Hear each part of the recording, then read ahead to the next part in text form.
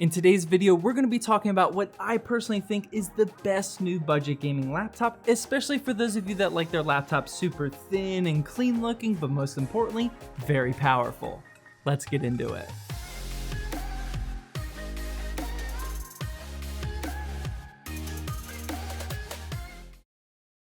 Hey, welcome to Zach's Tech Turf. Today we're going to be benchmarking and reviewing the brand new Asus ROG Zephyrus G, which is my personal new gaming laptop. And if you're new here and you want to see more laptop videos or PC hardware videos, then hit that subscribe button down below and also the notification bell. That way you never miss an episode. But before we get into it, a quick word from today's sponsor. Today's video is brought to you by Pulseway, which is a really neat remote monitoring and management software that I've actually deployed across my entire network down here in my studio. Pulseway is an all-in-one network management platform that allows you to remotely monitor and even control all of your devices that you installed the lightweight client on, which by the way, pretty much every operating system is supported. I personally really like the phone application because it allows me to quickly see what's going on with all of my devices, such as their temperatures, what processes are running, and I can even run scripts and perform Windows updates no matter where I'm at in the world. For us PC gamers, this is perfect because it allows us to start up those lengthy Windows updates while we're away, so we know our gaming rigs are 100% good to go when we get home. There's also pages and pages of notification settings to configure so you can get all sorts of alerts from your devices. Head on down to the first link in the description to score yourself a free version account which supports up to 2 devices, or use discount code ZTT to save 2 months off your next subscription. Alright, so let's quickly dive into the specs of the Zephyrus GA502 before anything else, that way we know exactly what we're working with. The model that I have here is rocking an interesting 4-core and 8-threaded Ryzen 7 3750H, 16 gigs of RAM, a 512GB NVMe SSD, and a pretty baller NVIDIA GTX 1660 Ti Max-Q. For those of you that don't already know, the Max-Q designs of graphics cards are essentially just a slimmed down version of their regular version counterparts.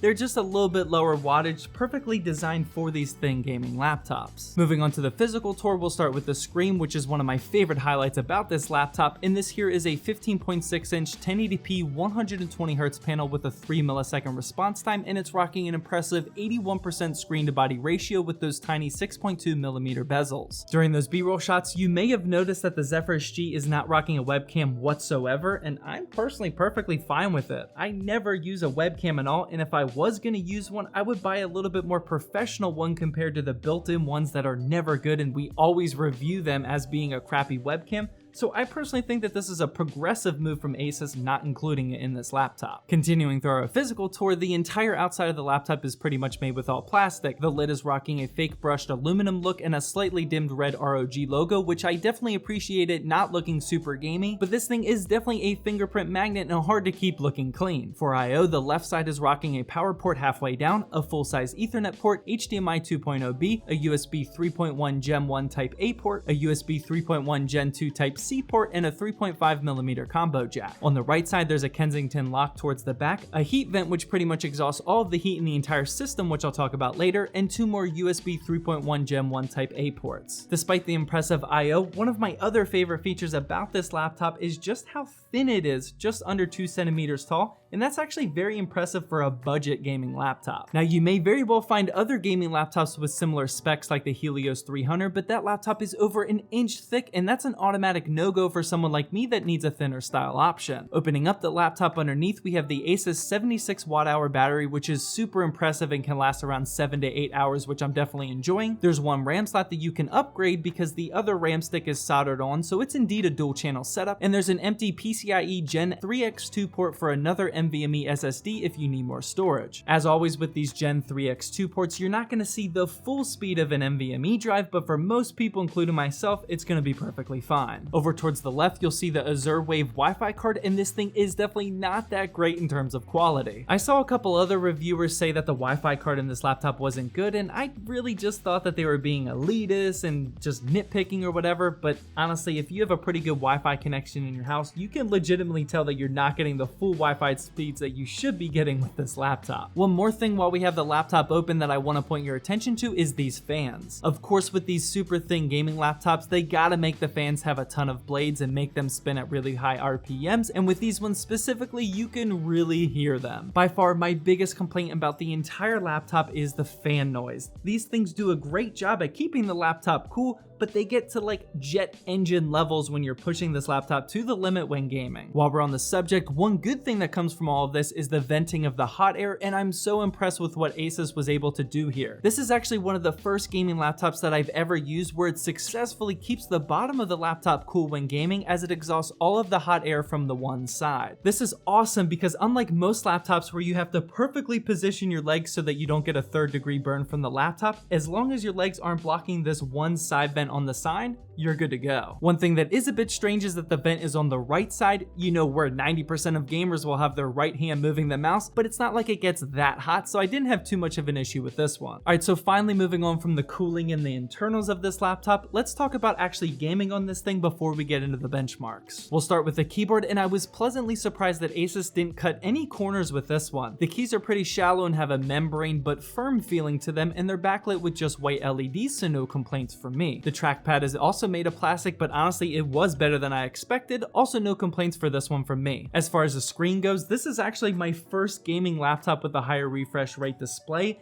and man, this thing is unreal when gaming, and I really like that the direction the gaming laptop industry is going. The specs in this device are obviously very capable of driving up to that 120Hz level, and games just play silky smooth on here. Overall, I'm definitely very happy with almost everything during that physical tour. The Zephyrus G has a very clean and modern non-gaming design to it, and it's definitely a laptop that I feel comfortable with for rocking in the next couple of years. With that being said, it's now time for the benchmarks, arguably one of the most important factors in a gaming laptop, and for this one I want to create a dedicated benchmarking video for this laptop with like a ton of games, so for this video I'm only going to benchmark 5 of them. The first game up is Fortnite. Not like I'm going to be playing Fortnite on here, but I'm kind of scared to not show you guys Fortnite benchmarks, and here in 1080p in high settings I average 90 frames per second. Absolutely terrible gunplay and aiming here as I got killed in the opening seconds. Let's move on. Next up was PUBG. Not like I'm any better at this game, and here in 1080p in high settings I averaged 80 frames per second, and despite the lower 1% lows, the game did indeed feel pretty smooth when playing. Following that, I tested Rainbow Six Siege with the built-in benchmarking tool, and just like usual, this game performed very well. In 1080p and very high settings, this laptop averaged 135 frames per second, comfortably over our 120Hz display panel. Getting into our tougher to run games, I fired up Assassin's Creed Odyssey, and in 1080p and medium settings, I only managed to squeeze out 44 frames per second. This 44 was actually pretty consistent and smooth, as you can see with the 1% and 0.1% lows, but this game is just too demanding for a mobile CPU. And finally, the last game that I benchmarked was Far Cry New Dawn with its built-in benchmarking tool. This one is definitely still demanding, but we got better results with a 62 FPS average in 1080p in high settings. To wrap up the benchmarking run, I decided to throw in a 3D Mark Time Spy benchmark for those of you that like comparisons with other laptops and hardware, and here I got a score of 4,472. Overall, I'm definitely super happy with my new purchase of the ROG Zephyrus G, and I'm very thankful that Asus decided to spread this Zephyrus lineup to a much more affordable price range. This specific Zephyrus G is anywhere from $1,100 to $1,200 here in the United States, and that's still in the budget gaming laptop range in my opinion. There's also a slightly cheaper version from the one I have today, and it's rocking 8 gigs of RAM and a 60Hz panel, but I would strongly recommend spending the few extra bucks and getting the higher end version instead. Well, that wraps up my full review of the Zephyrus G gaming laptop. As always, drop a comment down below about what you thought of this laptop or what other content you want to see me do with it. Maybe a live streaming test.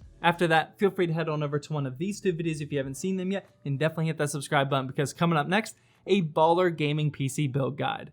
You don't want to miss that video.